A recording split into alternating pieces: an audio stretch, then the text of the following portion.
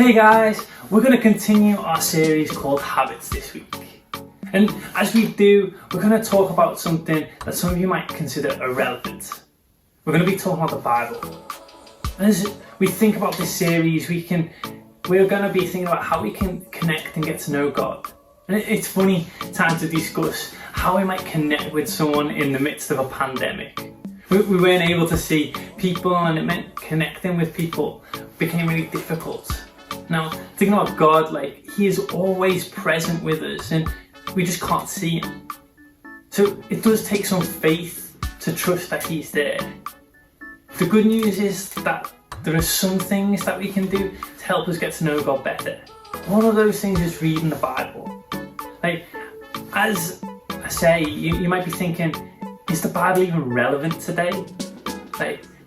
The Bible's boring, or it's way too confusing, or reading the Bible just doesn't make a difference. But I want to ask you this question. So how does reading this ancient book help us connect with God?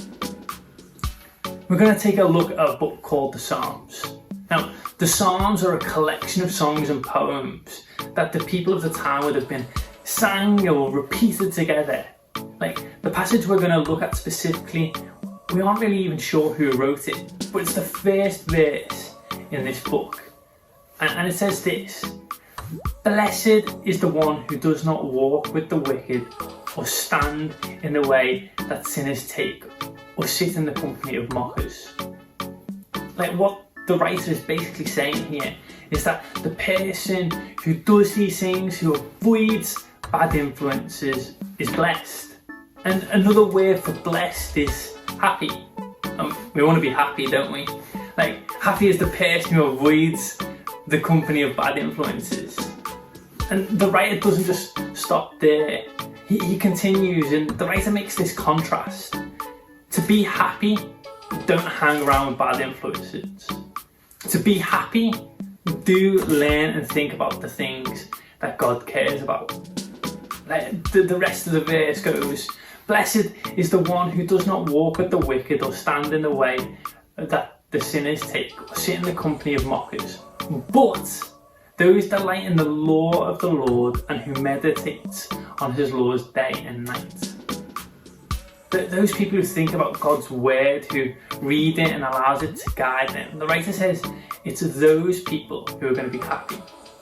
It's because they are better for it. They know what God thinks on certain actions and attitudes. They know how to make wiser decisions, and they have a greater perspective on things. When we read and focus on God's word, it helps guide us towards a more full life. Another way to put this is God's word changes us as we think about it. The next line of this psalm says, "The person is like a tree planted by streams of water, which yields its fruit in season, and whose leaf does not wither. Whatever they do prospers." The person who is planted in God's word is growing and full of life.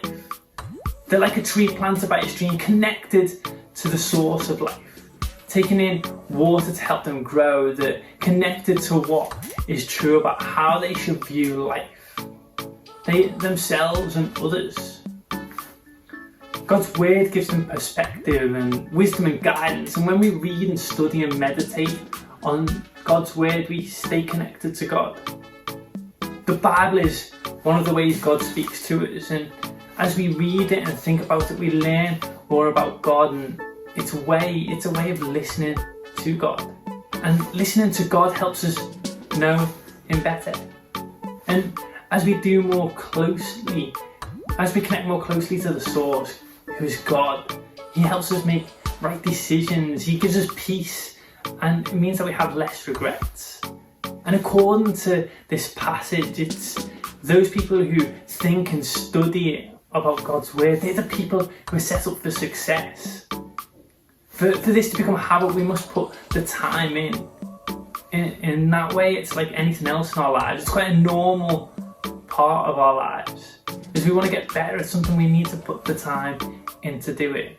But you need to remember, this is a way to get to know God better. It's not meant to be a chore, but it's meant to be enjoyable. And I'm not trying to say it's going to be easy. As I mentioned last week, doing these things isn't easy, but it can be helpful. And as we look at the Bible and as we read it, the more we read it and listen to it, the easier it can get. So I want to encourage you to set like a realistic plan, like maybe read the Bible once a week for the first time, or just read it for 10 minutes. Don't be setting a task or a goal to read the whole thing in a week. So you see, this habit isn't a goal, but it's a journey to get to know God better, and something we should try and actively do. I want to encourage you this week to open up your Bible, maybe just do a devotion on the Bible app. Have a conversation and help with your friends to help make it easier to understand. But whatever it is, have a great week, and I will see you soon.